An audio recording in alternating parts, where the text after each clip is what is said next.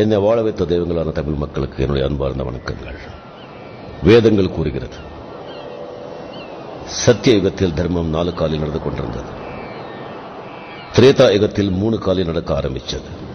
துவாபர யுகத்தில் 2 காலில் தான் சத்தியம் நடந்தது. அதை பார்த்த ரிஷிகளிலேயே பிரதானமானவர் வேதவியாச ரிஷி கவலைப்பட்டார். கலிகாலம் எப்படி இருக்கும், என்ன ஆகும் அப்படிங்கிறது அவருக்கே தெரியவில்லை. அவருடைய மகனான சுகபிரம்ம முனியை கூப்பிட்டு கலிகாலத்தை பற்றி கேட்டார். சுகபிரம்ம முனி தன்னுடைய ஞான திருஷ்டியில் பார்த்து, கலிகாலத்தில் தர்மம் சத்தியம் ஒரு காலில் தான் நடக்கும், அது நொண்டி நொண்டி நடக்கும். ஜனங்கள் அஞ்ஞானத்தில் மூழ்கி ரொம்ப அவதிப்படுவார்கள். யோகிகள், முனிகள், ரிஷிகள், ஞானிகள் குகைகள்லையும் காடுகளிலையும் மலைகள்லையும் அடங்கிடுவாங்க. அரைக்குறை தெரிஞ்சவங்க சிலர் தங்களை ஞானி என்று அழைத்துக் கொண்டு மக்களை தப்பான திசையில் இழுத்து செல்வார்கள். வியாபார திருஷ்டியா அறியாத மக்களை ஏமாற்றுவார்கள்.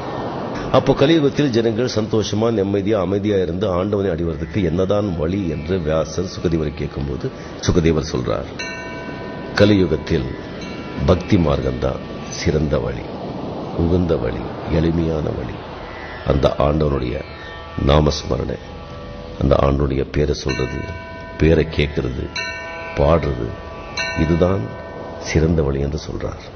அந்த அடிப்படையில் தான் வடநாட்டில் துளசிதாஸ் மீராபாயிலிருந்து, தென்னாட்டில் ஆண்டாள், அருணகிரிநாதர், வள்ளலார் எல்லாரும் நல்ல பக்தி பாடல்களை நமக்கு தந்திருக்காங்க.